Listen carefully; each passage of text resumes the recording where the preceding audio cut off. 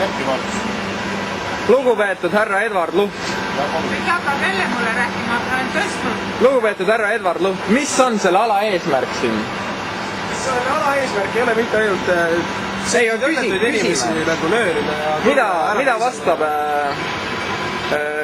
täidevsaatja võimu esindaja? Mis on selle ala eesmärk, filmin ala?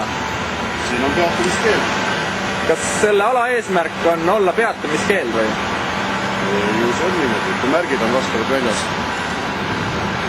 Vastavad märgid võiks neid minna üles võtma. Lähmu.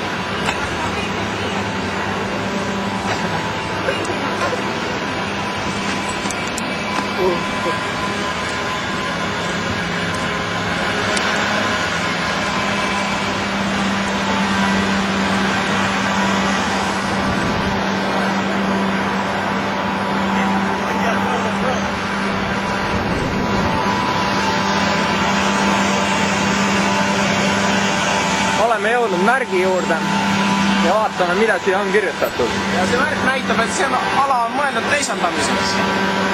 See ala on, mis selle märgi nimi on? Peatumiskeele ala sõidub teisaldatakse, see on kombineeritud märk.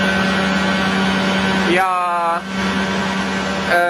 küsimus siis selline, et oskate te pakkuda, et mis on selle ala funktsioon, et kas keegi siin võib parkida või on see kõigile välistatud parkimiseks? See on keelatud peatumine, rääkimata parkimisest. Kas see kannab siis tänava funktsiooni või? See on Rävala puiestee 5 aadressiga, jah. Et see siis meil läheb siis tänav? Jaa, see on Rävala puiestee 5 või selle maja aadress. Aga kes seda tänavat võiksid kasutada huvitav? Siit võib läbi sõita, peatumine, parkimine keelatud. Kas see tee viib kuhugile mujale või too suur tee? See viib Maakri tänavale. Et see on nagu et sama... siis põhimõtteliselt see on selline väike pašaas siit Rävala puiesteelt Maakrile, mida võib ka kasutada, aga kus peatudes ootab siis auto teisaldamine. Me ise kutsuksime seda teisaldustsooniks.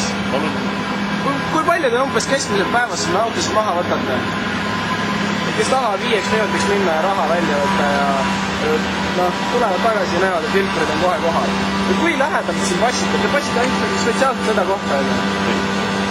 Kas seda võiks nimetada Eesti Nokiaks?